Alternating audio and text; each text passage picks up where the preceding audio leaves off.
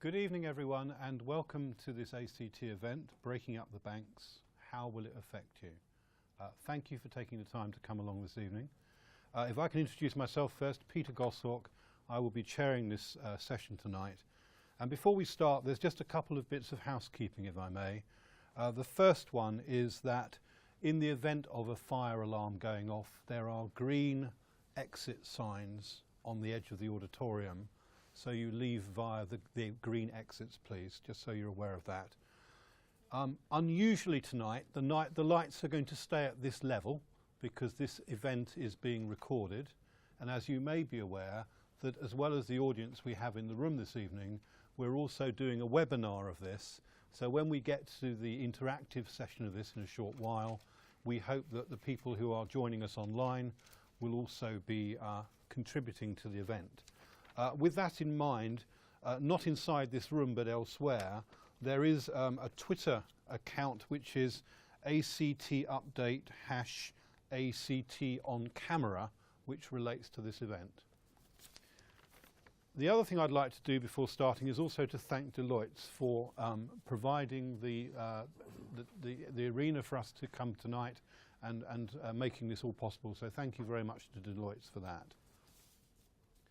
The other thing I please note is that there are evaluation forms that you'll be given later on, and it is extremely helpful when we're trying to organise these events to get these evaluation forms filled in, both so we can get a proper feedback from everyone who attends as to how it went, but also to guide us to the future as to what we do and the subject matter and how we best perform the event. So it is extremely helpful if you take the time to do so. When we come to questions and answers, there is a wireless microphone that will be brought round. Now, we're not mic'd up so you can hear us tonight. We're mic'd up so people who are on the webinar can hear us. So if we're not talking loud enough, tell us and we will talk louder. But as I say, when it comes to the point of questions, if you could wait, please, you will be brought the microphone. And if you could kindly just say who you are and what organisation you're from before your question. And that again, as I say, is for the advantage of people who are joining this event online. If I may introduce my panel tonight, to my far left is Ruth Fox, who is a partner at Slaughter and May. Ruth is head of their financial regulation group, and in fact she was involved in establishing that group, I believe, Ruth. Yes, I was. Yes. And Ruth is also a member of the Bank of England Financial Markets Law Committee. And Ruth is going to make a presentation in a short while in relation to the subject of breaking up the bank. So Ruth, thank you very much for coming along this evening. Also on our panel tonight, we have Dominic Jakes, second left from me, who is the MD, Managing Director of a company, Tresoris Limited, which provides cash and risk management services, both for the mid-market sector, but also, as we discussed earlier, you've got a FTSE 100 client in there as well. So we look forward to hearing your views on this subject. Thank you. And to my immediate left is Paul Rundell, who is the Group Treasurer of Pentland Group. And Paul, you've been there since 2008, I believe. Yes.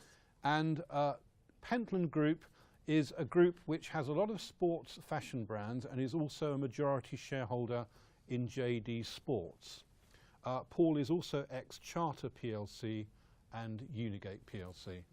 And I'm realising at this point I should just have passed on here so we can just remind you of who those people are. Good. So look forward to a good debate this evening. The idea is to make this as interactive as possible, and so we look forward to sharing this debate with you as the evening unfolds. Ruth, please can we hear your comments? Thank you.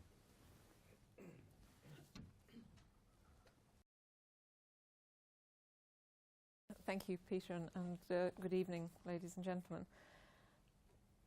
The topic of breaking up the banks is one that my colleagues and I in the area of financial regulation have been thinking about for well in excess of a year now.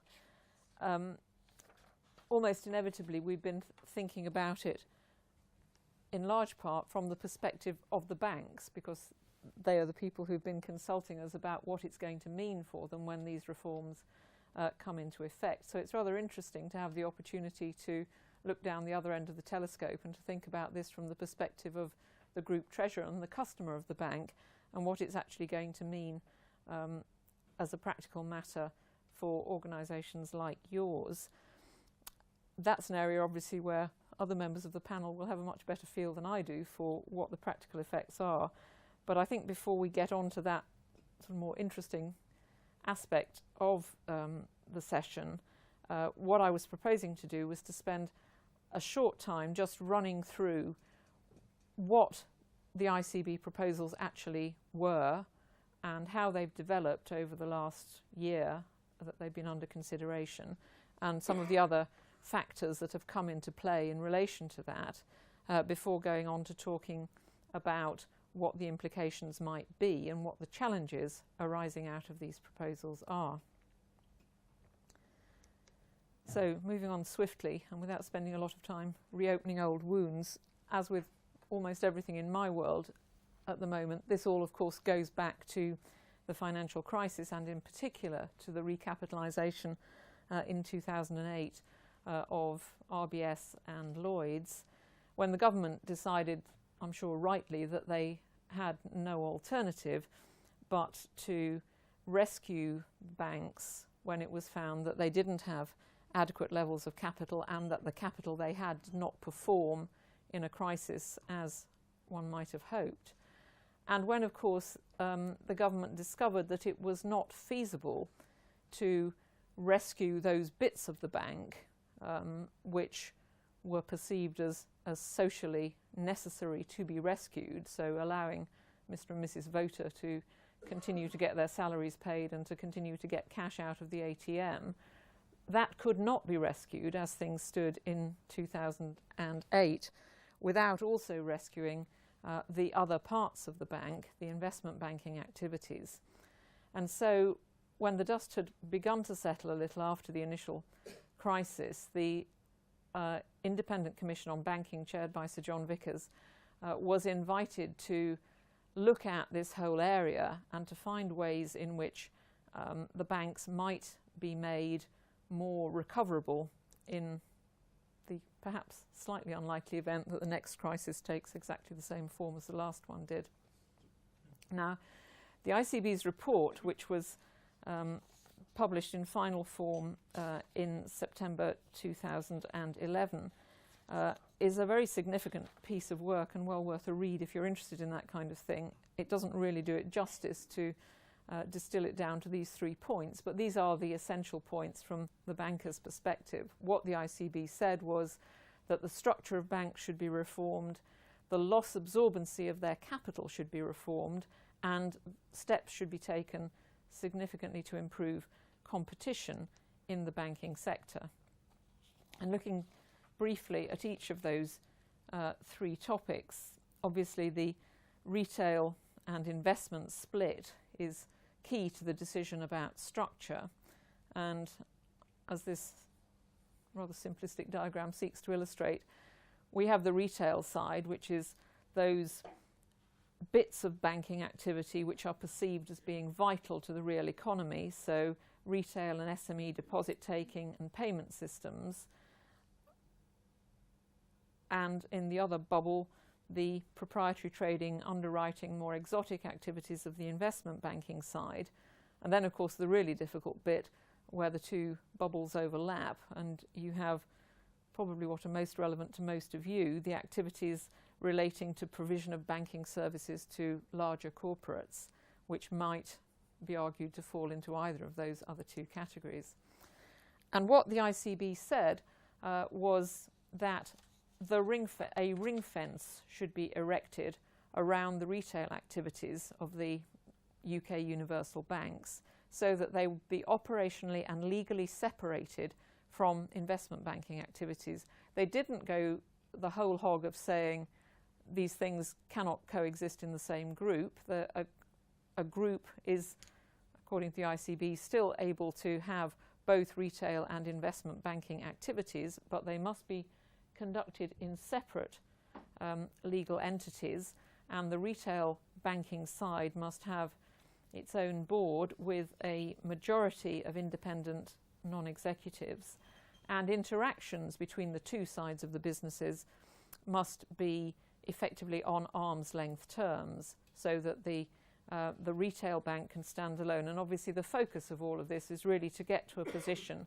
where, if we replicated the recapitalisation crisis in 2008, it would be possible to rescue the socially necessary retail bank as a standalone entity, while allowing the rest of the bank to go into a Lehman-style collapse. On the capital side, what the ICB proposed was a tougher capital regime than Basel III is currently proposing. So equity capital, at least 10% of risk-weighted assets, which is obviously well in excess of the current Basel III proposal of 4.5% plus buffers. Slightly smaller requirement for the smaller banks. A leverage ratio, so Tier 1 capital to unweighted assets, significantly above the Basel proposal of 3% at 4.06%.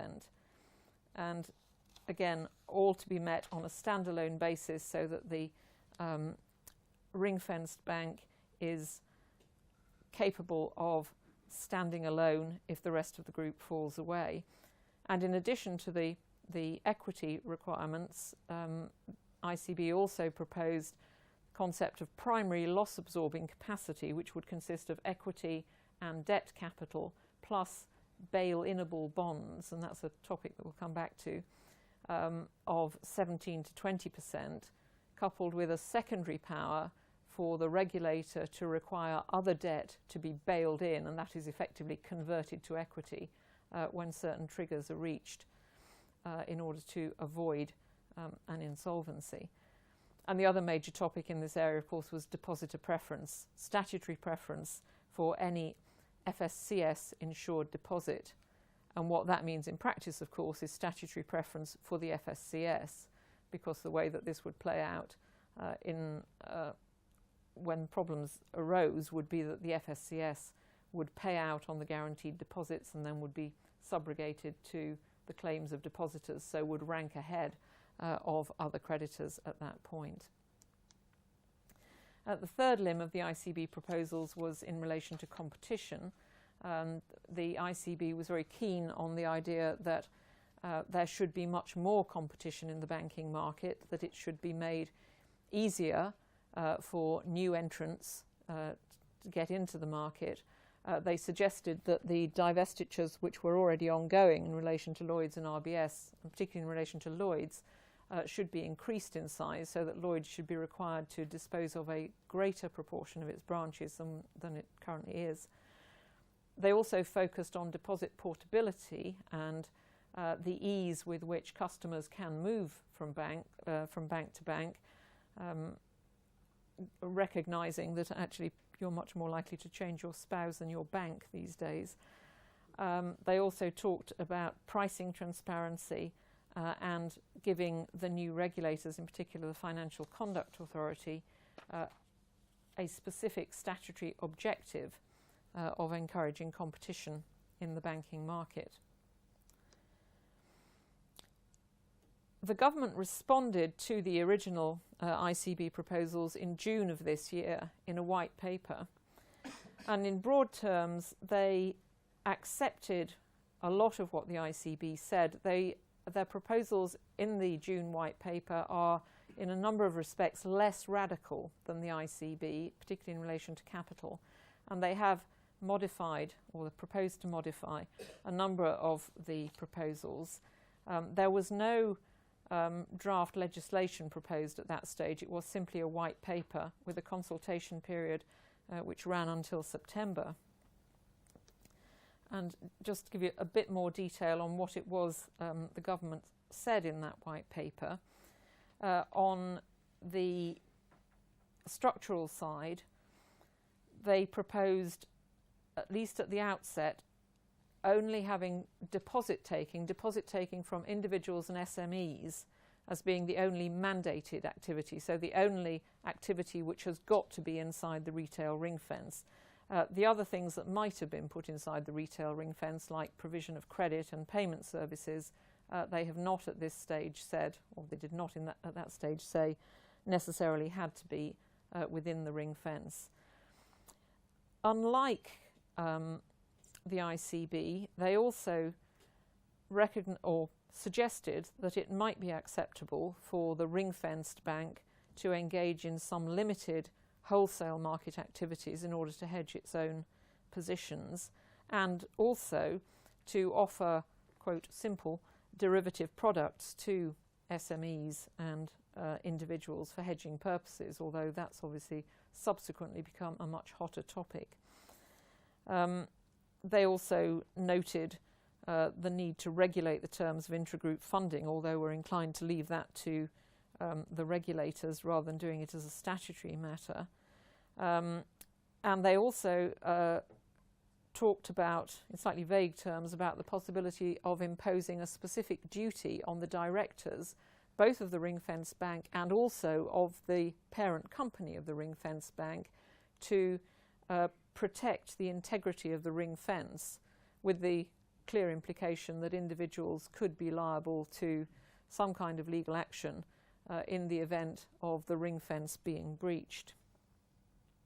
They also raised the possibility of a threshold in deposit size of deposit terms below which banks would not be required to ring fence their activities, and the figure which they mentioned in the original white paper was £25 billion.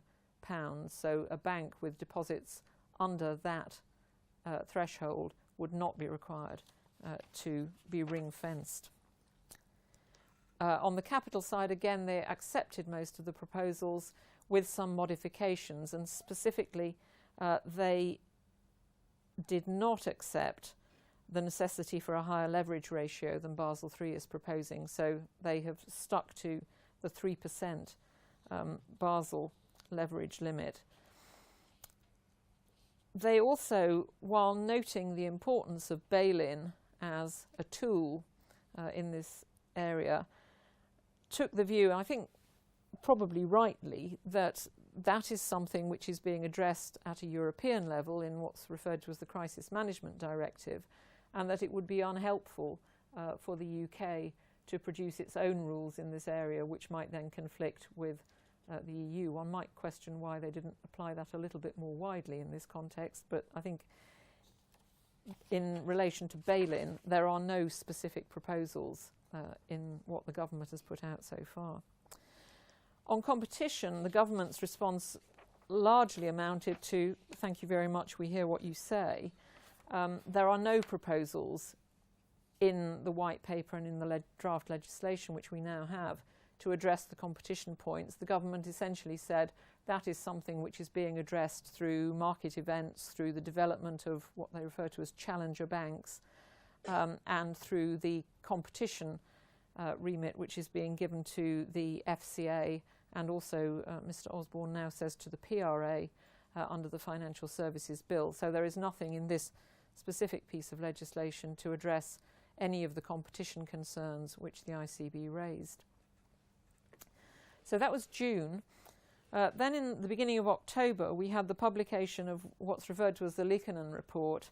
To give it its full title, that is the high-level expert group on reforming the structure of the banking sector, which is an EU group chaired by Erkki Liikanen, who's the chairman of the Finnish Central Bank. The Liikanen Report, like the ICB report, is a good read if you've got a few months to spare. It's a very solid piece of work. The Liikanen Group says that it pays tribute to the work of the ICB and states that its own proposals are fully compatible with those of the ICB. I'm not sure myself that that is correct.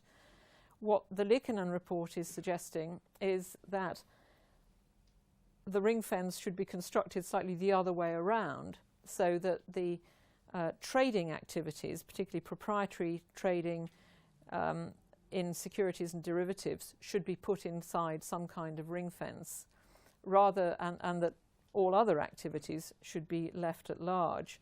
And interestingly, when Martin Taylor, the former CEO of Barclays, who was a member of the ICB, was giving evidence to the current Parliamentary Commission on this. He rather helpfully said that he thought the ICB's approach was to put a ring fence round the deer park, whereas the Liikanen approach was to cage the wild animals, which I think is a good analogy, except that he then went on to say, and that amounts to the same thing. And actually I don't think it does, because I think we are facing the possibility that we may have a piece of UK legislation which requires banks to undergo major structural changes to ring fence the deer park, and they will still potentially find themselves having a further obligation under subsequent EU legislation to cage the wild animals.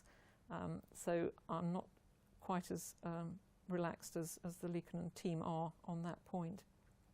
Liikanen also recognised the significance of bail-in in this context. Shortly after Liikanen appeared, we then moved on to yet another white paper, this time though incorporating a draft piece of legislation, the Financial Services Banking Reform Bill. Now, I should say this, despite the heading on this slide, it is not in fact a bill. It has not begun its parliamentary stages. It is a draft which is currently being looked at by what's called the Parliamentary Commission on Banking Standards, which is a committee of both Houses of Parliament chaired by Andrew Tyree. But the bill does give us a little bit more colour than we had before, but actually in a very limited way. We've now moved on to talk about core activities, being the things that have to be inside the ring fence, and the only core activity specified in the bill is deposit taking. What is slightly disappointing, and this has certainly disappointed the Parliamentary Commission, is that the bill contains very little new information. We spent a couple of months over the summer telling our clients that there were a lot of grey areas, but once we got the draft legislation, it would all become clear. And sadly, it hasn't all become clear, because all the bill does is sets out a framework under which secondary legislation will be used to do some really very important things, like specifying when deposit taking will not be a core activity. For example, if deposit taking from large corporates, we assume will not be a core activity, but we don't know that until we see the secondary legislation. The things that the ring-fence banks won't be able to do, the prohibitions, again, secondary legislation which we haven't seen, and the quite difficult topic of where you set the threshold below which you don't need to ring-fence, again, is for secondary legislation. So that's all a bit unsatisfactory. And the Parliamentary Commission on Banking Standards certainly thinks it's unsatisfactory. Obviously, this commission was set up with a much wider mandate than merely looking at this legislation. It has a mandate to look in a very wide way at reforms in relation to banks, including bankers' remuneration and so on. But they were asked, and I suspect George Osborne is seriously regretting this now, they were asked to spend some of their time in doing this pre-legislative scrutiny of this draft, of these proposals and this draft legislation. And they have gone about that with a will. And you've probably seen some of the coverage in papers and on television.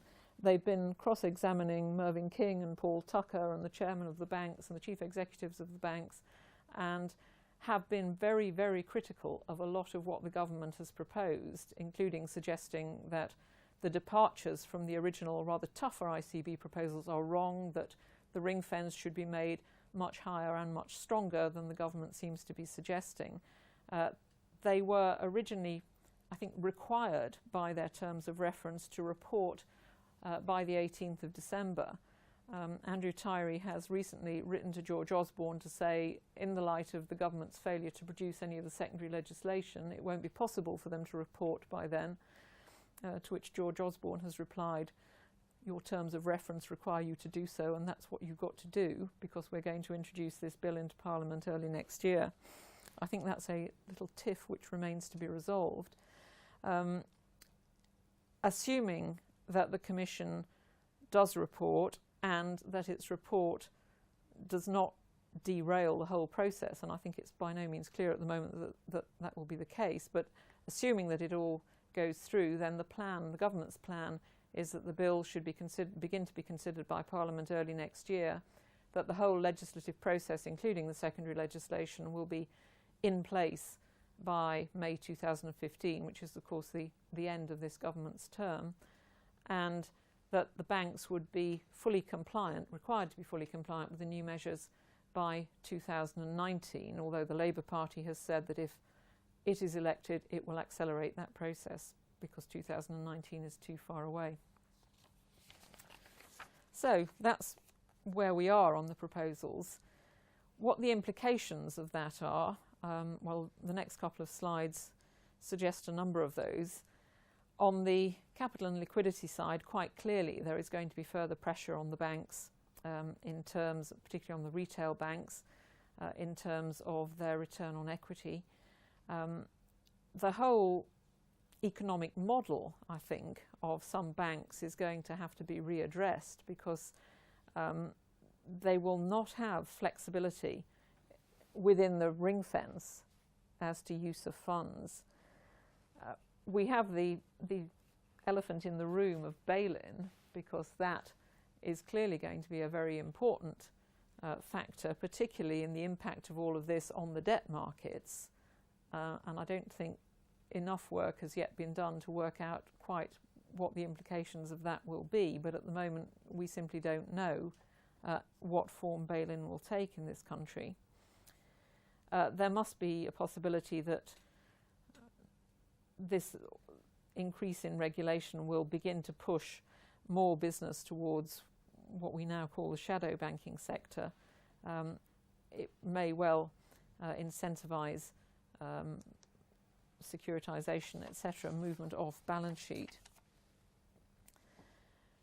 From a structural perspective, clearly the synergies between the retail and the non-retail business are going to be very significantly reduced. And I think, you know, one has to ask whether the banks who manage to sneak under the threshold, the substantial but not quite big enough banks who don't have to ring-fence their operations, are going to have a significant competitive advantage in terms of pricing going forward. The other competitive point, although it's not on this slide actually, is in relation to the European banks. European banks which have the right under the banking directives to passport into the UK will not be caught by these requirements. And so you could have a branch of a European bank passporting into the UK, again with significant competitive advantage over the domestic banks because it won't be caught by the structural requirements that are being brought in. Ironically, although the ICB was so keen on the concept of more competition, challenger banks, getting more banks into the market, I think what these proposals are actually going to do is raise the barriers to entry for new operations.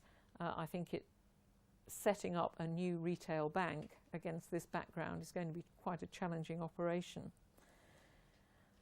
Depositor preference obviously will have an impact on the way that creditors, potential creditors, commercial lenders look at banks. Could well mean that there's much more secured lending to banks because secured lenders obviously will be outside the waterfall of preferences.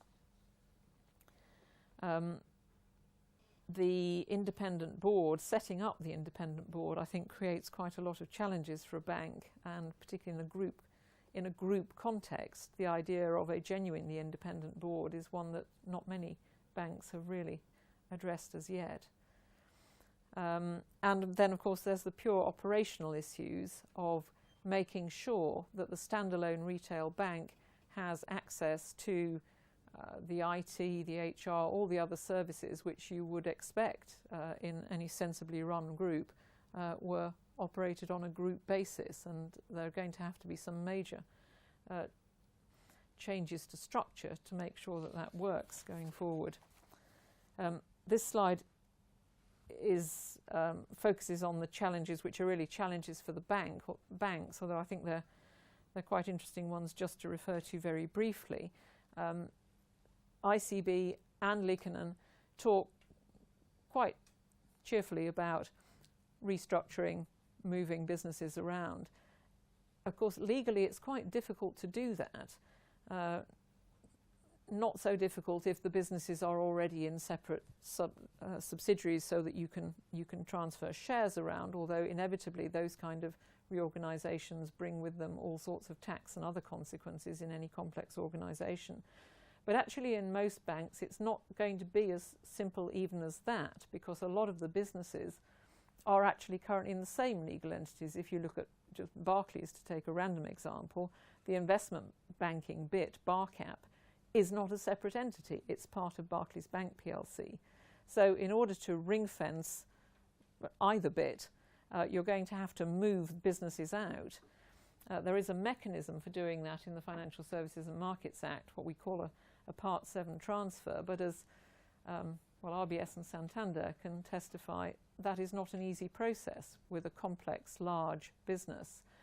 And it's not a process that actually readily lends itself to what will be a mandatory transfer, because actually to do a Part 7 transfer you need to go to the court and persuade the court that you're not prejudicing any of the creditors of the organisation. Now, if in relation to one of these restructurings the court says, well actually I think you are prejudicing people and therefore we're not going to allow you to do it, I'm not sure where the bank goes from there. So Part 7 isn't an obvious answer, and we spent quite a lot of time telling clients that once the legislation emerged it would all become much easier, because it would obviously the government would be providing a special mechanism for these transfers. Well, there we were wrong again, because there is no special mechanism. There's no reference in the bill to how this is done, and so we're all left wondering how, once these rules are settled, we're actually going to achieve it. There's also, of course, the point about covenants in existing financing documents. Banks are going to have to do a massive due diligence exercise to look at their debt documentation to work out whether they can shift their business around without consents from their counterparties. So this is not a straightforward exercise, and there has been no significant discussion of that in either the ICB or the Liikanen reports. There's the EU dimension, compatibility with all the other EU requirements, and as I've mentioned already, the possibility that we end up with two quite similar but not the same requirements for ring fencing. So swiftly, conclusions. Well, it isn't settled yet. The debate in the Parliamentary Commission has been much more heated than I think the government were expecting. There's been much more criticism.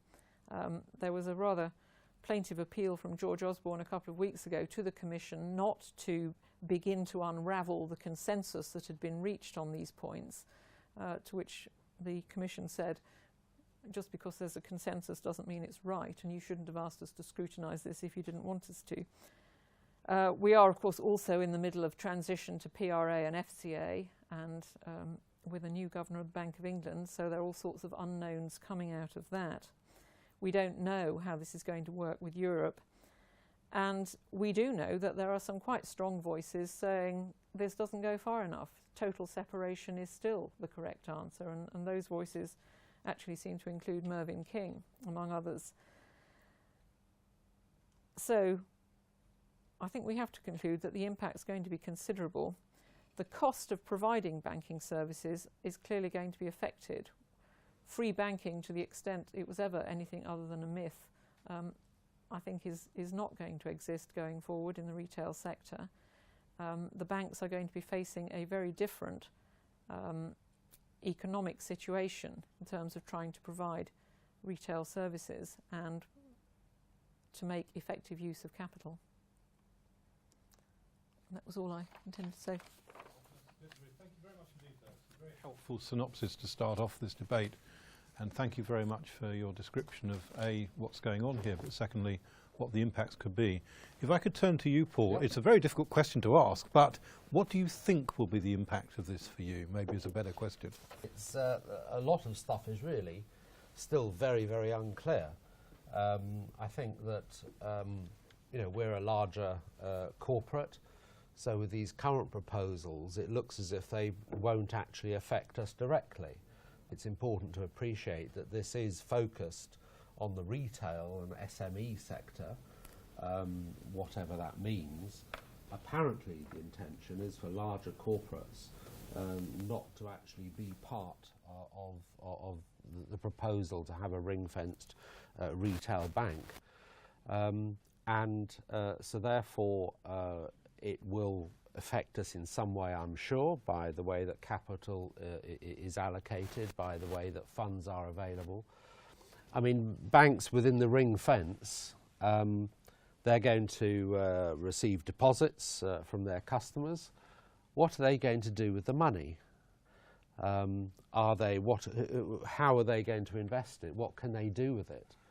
Are they going to just lend it back within the retail sector into dodgy mortgages or into whatever, putting it into money market funds to recycle it through Mr. Grout? What are they going to do with this money? Are they going to recycle it somehow through the money markets, through money market funds? You've got this whole concept of the bail-in bonds, people who are going to fund the banks. Potentially their loans will have the facility that the government can choose to treat it as equity if they want to. Who's going to invest in a bond like that? There are massive questions. So that's, if you like, at the retail, the ring-fenced bank idea. The larger corporates will potentially be outside that, will be still in a universal bank.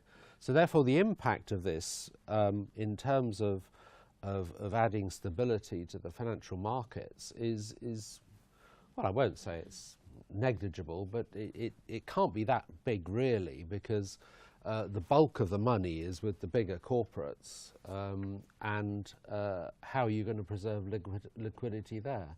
So this doesn't really go very far in my mind. The final point I just is something that Ruth referred to, the Liikanen report, the European proposals, which instead of taking out just the retail bit, and fencing the deer, that's right, they're looking to cage the wild animals. Now that seems to me intrinsically a more sensible kind of approach, if whatever that means, caging the wild animals. But if you can somehow batten down the hatches on the casino bank, then that presumably would add a lot to financial stability. Whereas this ring fencing of the retail bank, I think, is only a way of the government trying to get itself off the hook for the retail deposits guarantee scheme.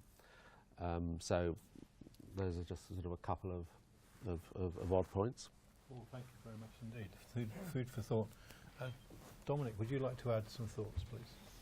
If I can just add some thoughts around mid-sized corporates and the questions that seem to be coming out of these proposed regulations and changes. I think I'd put them into three categories for us. The first one is really around costs, and Ruth was talking about it, but the changes that are going to come with a lot of costs.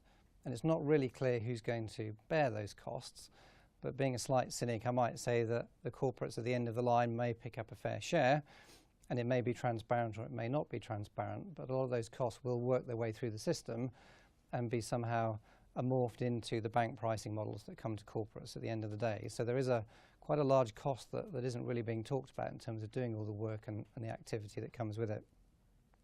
I also think that the traditional bank model of having a loss leader for products with corporates, how exactly is that going to work? You're not going to have a product loss leader on one side of the fence. and you're definitely not going to have it on both sides of the fence. So what is the new banking model going to be in terms of pricing products to make that work, and how are the incentives going to work? I think for mid-size, there's probably a question around the carry trade and the returns that you're going to get on cash deposits and offsetting that against what you have to pay for loans. If you're splitting the banks into two different categories and exactly how the ring fence works, that differential gap might be an interesting thing that is currently quite large. People expect it to be coming down, but maybe there's a new normal where that really isn't going to change, and actually the ring fencing will impose new dynamics on that. Second category would be complexity. I think for a mid-sized corporate you have fewer bank relationships, fewer people to worry about, but they're more significant and more important. And I think the whole retail versus investment banking approach is going to be a new dynamic. If you bank with Barclays, let's say Barclays Retail, how will that work in the future? Do they introduce you to Barclays Corporate, or are you happy to go to HSBC or a European bank? And how would Barclays feel about that? Because they've ring-fenced one part of it, but actually there's another business over here, but you're still part of the same group. Not quite sure how that's going to work. And of course the issue around what products sit in the ring fence is going to be very complex, because mid-sized businesses are at that point of, I need some foreign exchange help, I need some derivatives, but I'm not a big user of derivatives and I don't have the pricing power to work with that. There is confusion, as has already been discussed, about the UK version versus the EU version, which is in and which is out. I think that will be important to look at. And the last one for me is a big one, which is for mid-sized businesses, the whole growth factor seems to be missing. If you look at Vickers, he talks about SMEs, which you would, as we've talked, say, be in the retail ring fence piece. But really the growth factor for mid-sized businesses are the ones that are looking to move up into the advisory world. They're the ones that are going to get caught right in the middle of, am I dealing with ring fenced or am I dealing with advisory? I want a bit, but I haven't got the critical mass, the critical scale to get a good relationship on the advisory, the investment side. How exactly am I going to work this? And I think that's something that's kind of got missed out along the way. And I know the CBI is championing mid-sized businesses, and that's a new thing that's coming, but it doesn't seem to be talked anywhere in the legislation and the words that I've seen. Dominic, thank you. There's a lot of uncertainty. There are some concerns here. The uncertainty makes it very difficult to plan, doesn't it? Can I open this to the floor now and also to the people who are online? Have you looked at this, and how do you feel about the potential impact on your business from the breaking up of the banks? And if you could just wait for the microphone, and as I say, if you could say who you are and from the organisation, please. Anyone got any thoughts on this?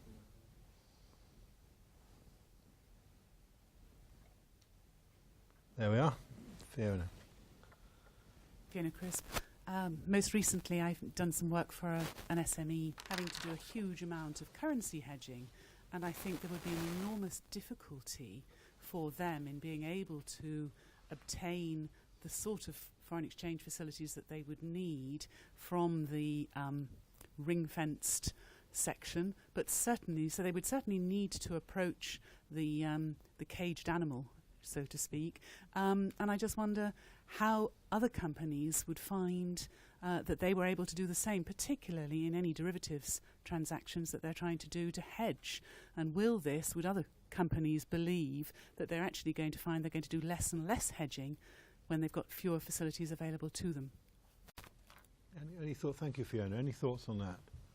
I mean, I certainly believe that, my initial concern would be, depending on which side of that fence I was dealing, how safe do I feel with this entity in its new form? What's its rating going to be? Can I be as reliant on that as I was on the group? I know the general intent is to make life safer. There we are.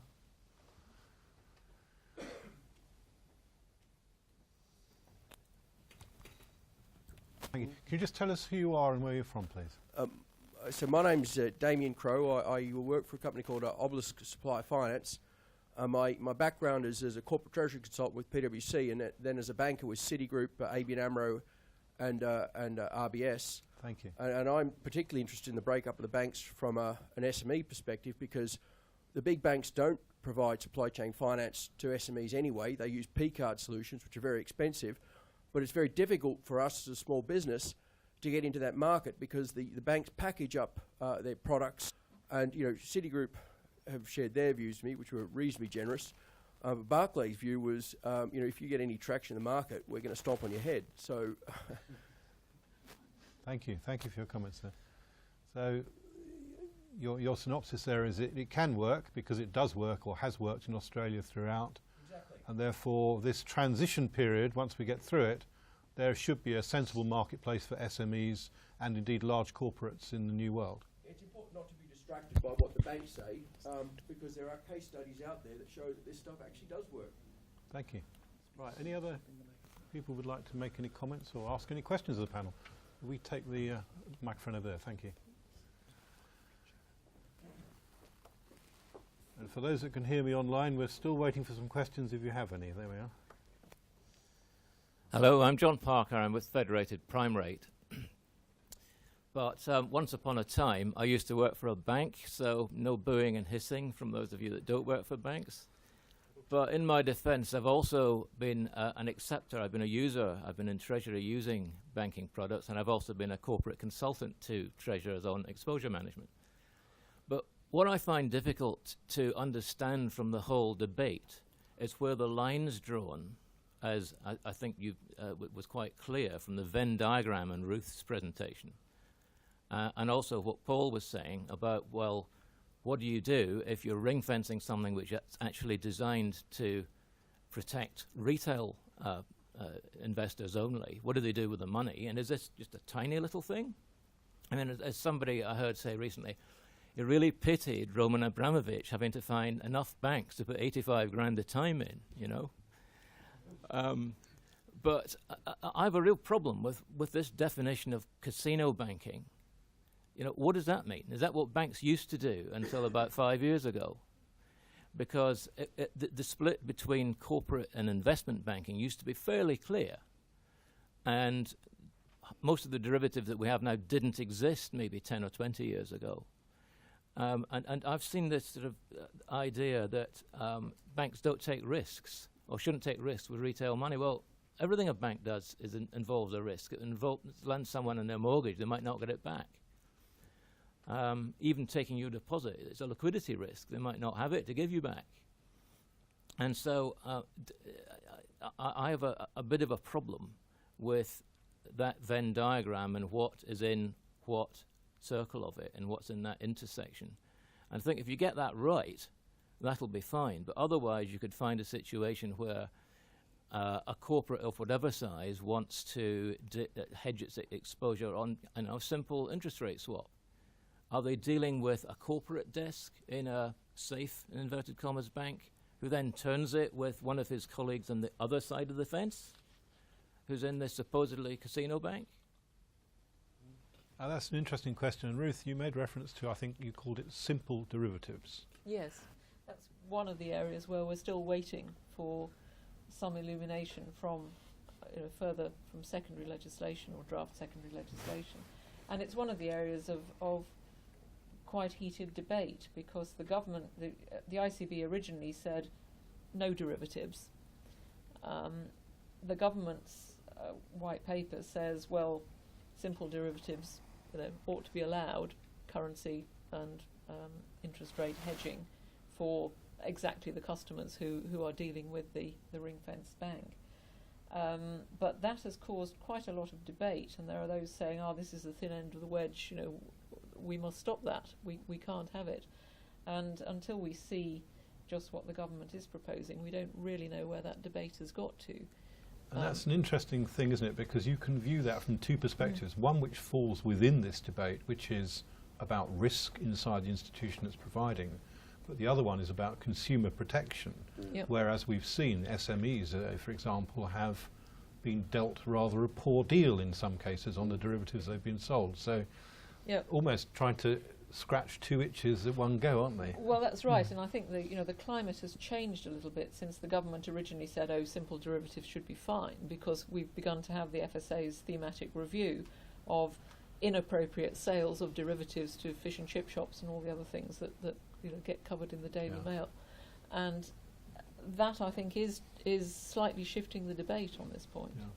But I mean, I think what I'm hearing here, and perhaps we get some more views from the floor, if derivatives were virtually excluded from the ring-fenced institutions, I think that would be a step which may actually prevent smaller institutions from undertaking good risk management, which they can with simple derivatives, you know, if used in the right way. Yeah. Are you concerned about that capability being lost? Anyone? Thank you. Just get you a microphone. I think there's a starting supposition. I'm Daniel Casti from KBC Bank. I think there's a starting supposition here that an SME neither has the expertise nor the access to the expertise to actually manage risk through derivatives. And therefore, I mean, talking earlier about the way these some medium-sized companies wish to move up, they'll be hobbled from moving up if this nanny sort of state sort of concept continues, and they end up not being able to become more sophisticated or use the sophistication they already have. I think actually this segues into the mooted ethical code that people are talking about for bankers. I'll take a small example of an experience I had with my own bank, where there was a managing director of a local UK company that was quite small in comparison to the overseas parent. They want to engage in a very complex derivative, which they suggested they understood. One of my team actually went back to the parent company to talk to the treasurer and said, this person is not at all mandated to do this. And if more banks acted in that way to take on some of the responsibility for the other side of the transaction, I think some of these issues wouldn't be arising. Right. Thank you. I mean, I think that's absolutely right, and somehow I don't know how we can get this ethical behaviour idea into the market, because, as you say, the mis-selling that's gone on with SMEs and indeed, you know, with small businesses is awful. But I don't know really how you do it. I suppose trying to impose, you know, an ethical standard. I mean, you referred to the fact that the directors, I think the proposal is that the directors of the ring-fenced entity basically have to act, I think it's, you know, in the spirit of the law rather than to the letter of the law. And that's the kind of thing we've got to go towards, because whatever regulations you have, people will probably get round them unless this kind of old-fashioned, you know, honest banking sort of comes back. And interestingly, Stephen Hester, who you may say has a particular axe to grind, but in his evidence to the Parliamentary Commission, he made the point very strongly that the worst conduct coming out of the retail banking in the last few years has all been within, you know, what would be the ring-fenced bank. Mis-selling of PPI, mis-selling of complex derivatives to the wrong people.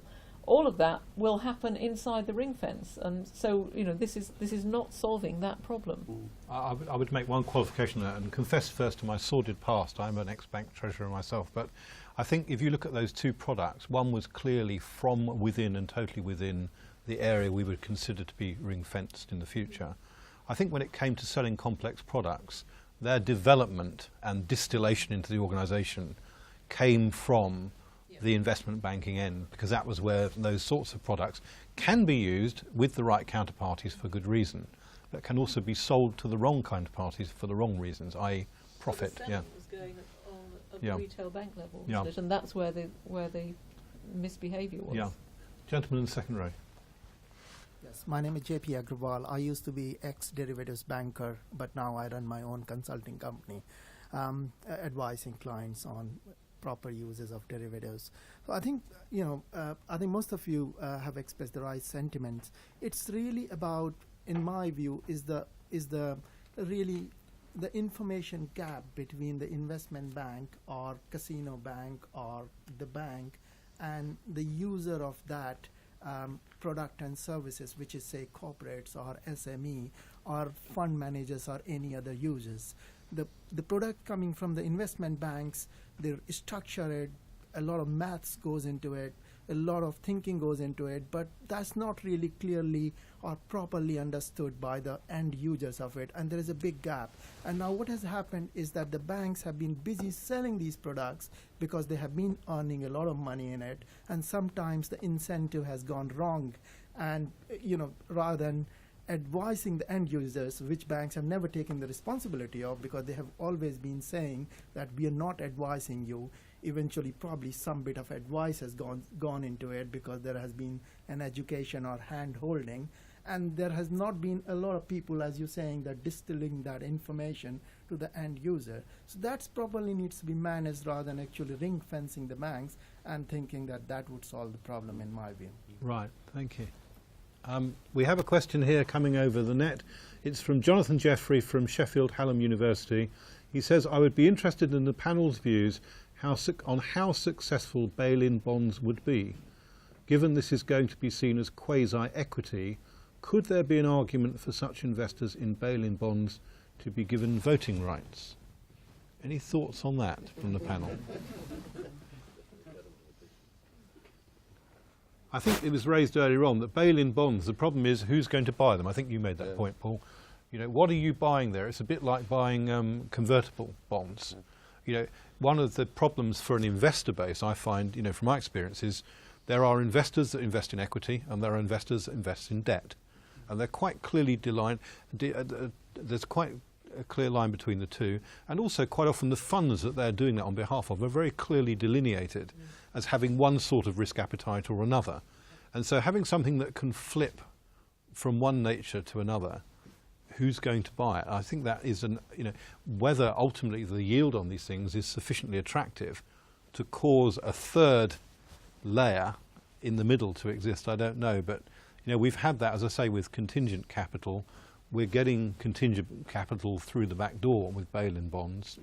So maybe a market will develop, I don't know. Well, I think the difficulty is with a convertible, a traditional convertible, you know what conditions are going to happen to make it convert.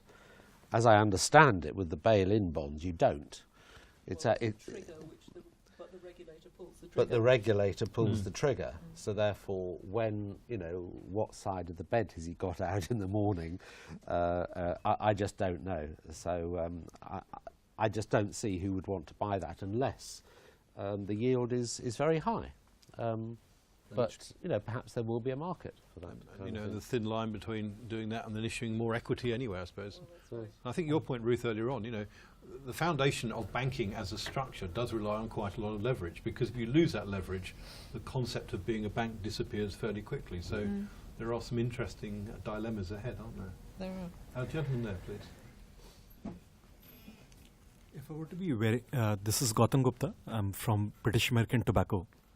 If I were to be wearing the hat of a group treasurer of any company, let's pick up my firm, for example, and if I wanted to get myself ready for 2019, which is I think when the banks have to get compliant, or maybe 2017, let's say Labour comes into power. So are there actually any implications which are clear? I mean, should I be preparing myself in some way? Should I be taking some actions, changing my systems, changing my panel of banks? Is there anything at all that there is a clear kind of a thing that I should be doing? Or should I be just, ignoring this entire topic for the next couple of, 2 or 3 years before the dust settles down? What's the advice of the panel? Good question, thank you. From within the ACT, I mean, John, would you have an opinion on that? We'll also ask our panel, but I just think, where does the ACT guide thinking on this at this stage, John? We are as confused as I think everybody else, because at the moment so many of these things we aren't quite clear on what they're going to be. When I gave evidence to the Parliamentary Commission on Banking Standards, another of the witnesses from Schroders, talking about bail-in bonds, for example, said that in order to get the volume that would be required, that the values that have been done by Barclays in a sort of cocoa bond are small, maybe on reasonable terms, but to get the kind of volume that's required for banks as a whole to have bail-in bonds, she thought probably a 400 basis point spread would be required. And one of the reasons for that is that they aren't convertible bonds in the normal way. The holder of the bond will elect to convert when the share price has gone up enough and it looks like an attractive conversion and so forth. In this case, in the case of the type we're talking about here, they convert at the point you'd least like them to convert. So, huge difference. On the question of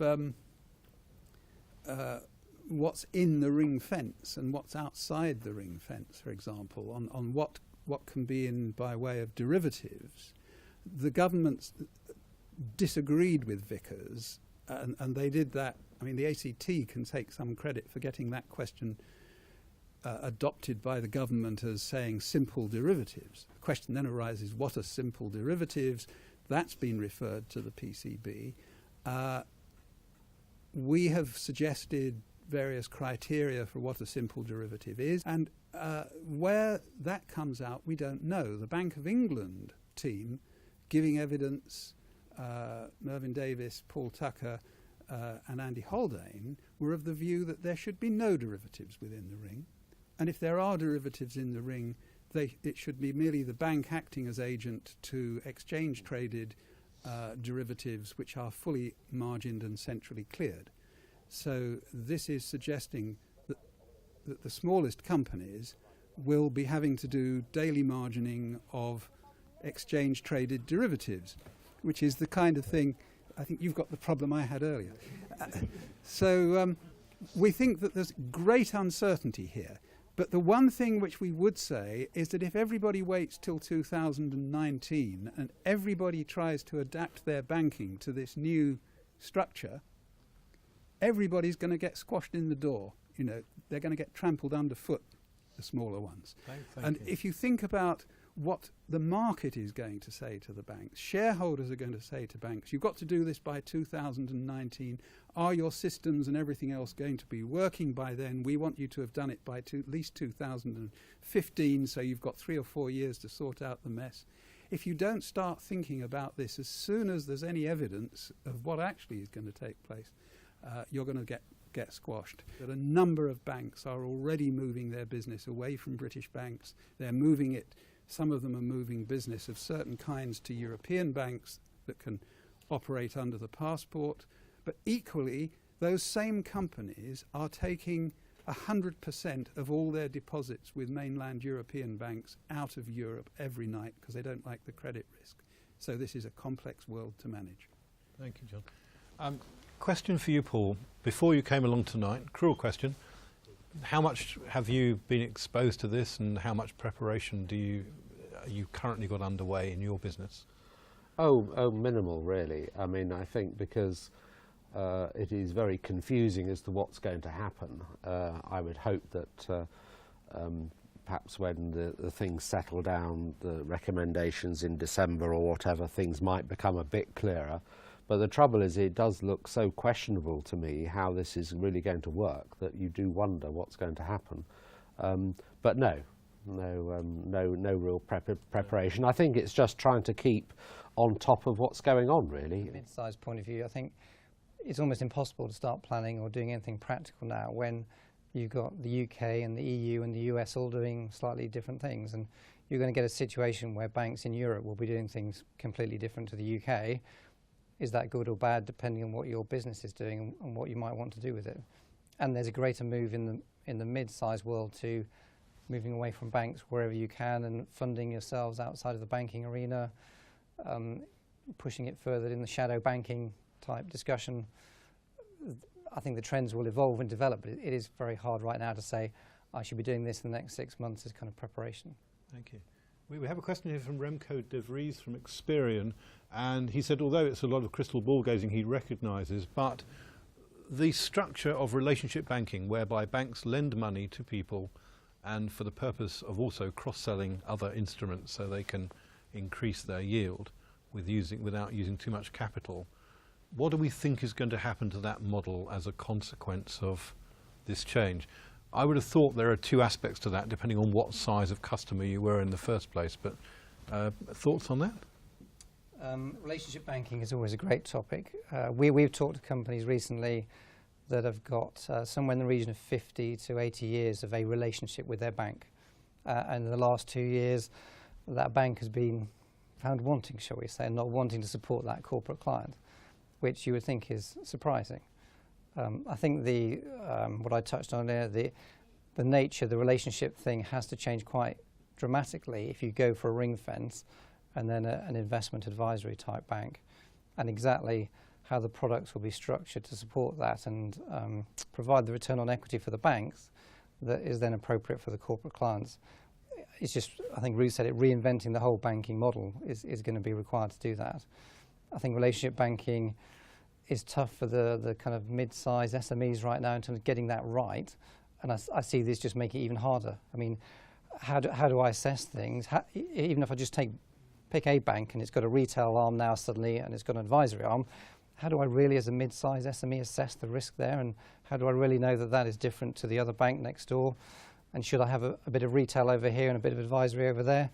Very difficult to assess. And how much time and effort do I want to put into that to make sure I've got security over my funds and things? So I only see that getting worse and more complicated if we go down on this legislative-driven route of a pure ring fence. Right, thank you. And Paul, relationship banking. Yeah, I suppose what banks will try and do is, if it's, say, Barclays with the retail and the universal arm or the wholesale arm, they'll try and market themselves together, I would imagine, so that the retail arm of Barclays would be saying, okay, you need some advice on this, you need that, here's the person to talk to, and then there would be some kind of arrangement between the banks to fund or give them commission or something like that on an arm's length kind of basis. That does raise quite a lot of issues about whether the retail arm is going to be able to do that, or whether it's actually going to have to do a whole of market kind of approach when... You mean it's not allowed to give preference to its partner bank? No, I mean the retail distribution review potentially is going to mean that it would have to at least face the possibility of having to introduce them to HSBC if the HSBC products were more appropriate for their purpose. Now, that's going to be quite a difficult one to very manage. Interesting. Depositor preference has come out in this discussion. From a completely different angle, it worries me greatly because I'm a trustee of a pension fund of one of these banks.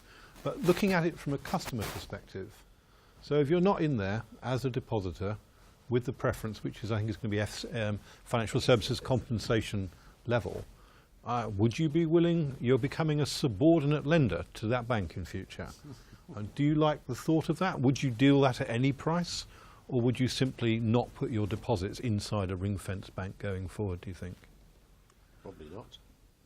I mean, why would people want to be subordinated? I mean, that's the key question, isn't it? I mean, does that make sense to anybody? Only to those who are on the upper tier, I think, yes. Ruth, do you think that's something that has sort of unintended consequences moving forward for these banks?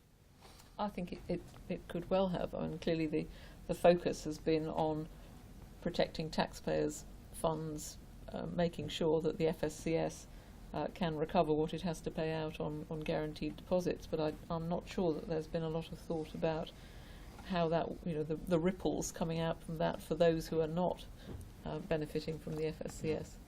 Thank you. Any other comments or questions from the floor, please? One more down here, thank you. Just thinking about this attitude that there seems to be an opportunity to take some of the pressure out of the transition through using the shadow banking alternatives if you're an SME. Is there actually sufficient sort of vigour and health in the shadow banking world in the UK for it to take that pressure if it comes up? It's evolving, I think, and to answer your question, I don't think there probably is right this second. I think there's lots of discussion and activity going on to try and look at alternatives. Exactly what alternatives you can access tomorrow morning is a bit scarce still, I think, and is still evolving.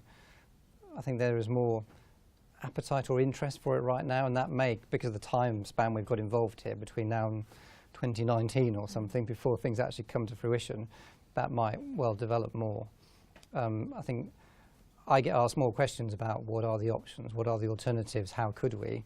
Talking to people last week about it, but it's hard to then say, and you can actually go ahead and do this right here and now tomorrow in the same way that things are set up with the banking sector right now. So I think it's evolving.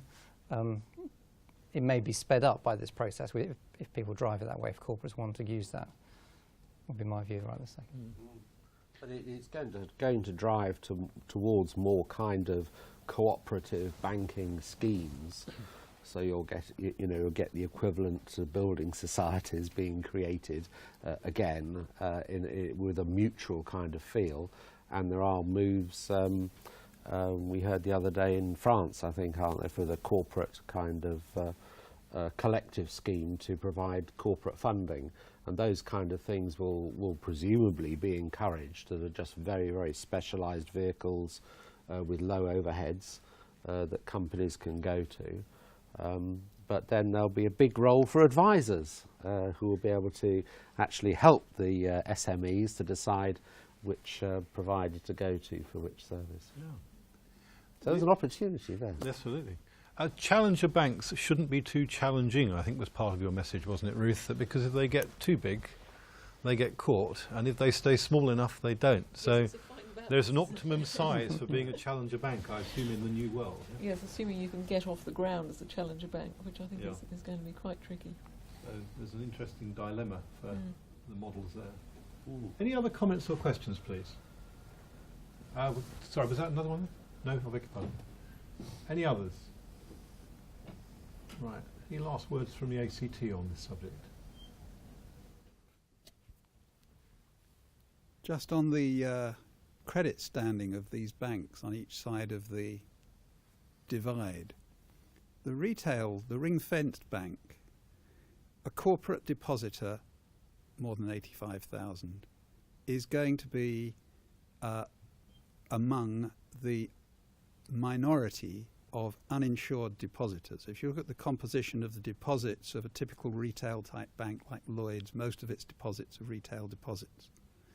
If you look at the assets of such a bank, oh, and by the way, if you're not a retail depositor less than 85,000, you're uninsured and you rank behind that vast bulk of the other deposits. So you're really Taylor and Charlie. If you look at the assets of the retail type banks in the ring fence, typically they are dominated by retail assets. They're dominated by credit cards, personal overdrafts, personal loans, and property finance. Property finance of both commercial but also of a retail kind. And then if you look at the history of crises in the UK, our crises have tended to be property-based crises, which means all the ring-fence banks will tend to be same-way risk.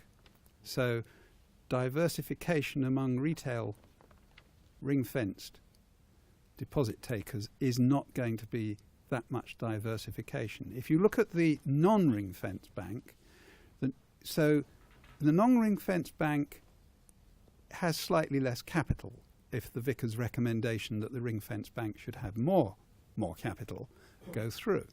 So you have slightly less capital, but you don't rank behind all those retail depositors. So maybe you're better taking your chance with the investment side, the investment banking side, or the non-ring-fence banking side, than you are going into the so-called safe side, because the safe side might not be as safe as the unsafe side. You see what I mean?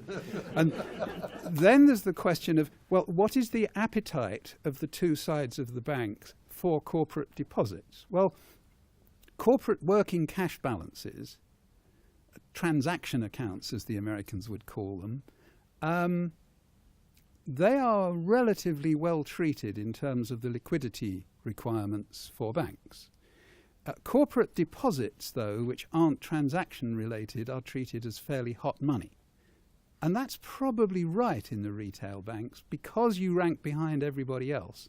If there's a breath of doubt about the ring-fence bank, corporate depositors have got to be off. So there'll be hot money. But think about how the bank itself is going to manage itself. The variability, the increase that it can get by bidding up for corporate transaction balances, quite interesting. So maybe they'll pay you more, but You've got to be sharp about getting out in time. Who knows how it will go? This will be a market. It will make life much more interesting for the corporate treasurer, much more variable, require much more attention, and that's got to be a good thing for treasurers, hasn't it? Absolutely. John, thank you for those few words at the end. Before I say a couple of words to wind this up, the first thing I'd really like to do is to thank Ruth, Dominic and Paul for coming along and giving us their contribution and making this a very good debate. So would you join me first in thanking them?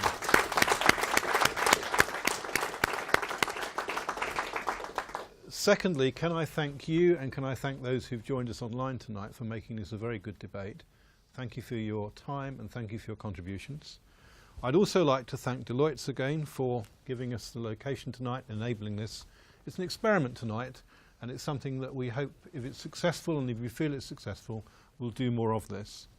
A couple of things I'd like to mention just at the end. The first is we do have some up and coming events in the ACT, and if I can just briefly mention them.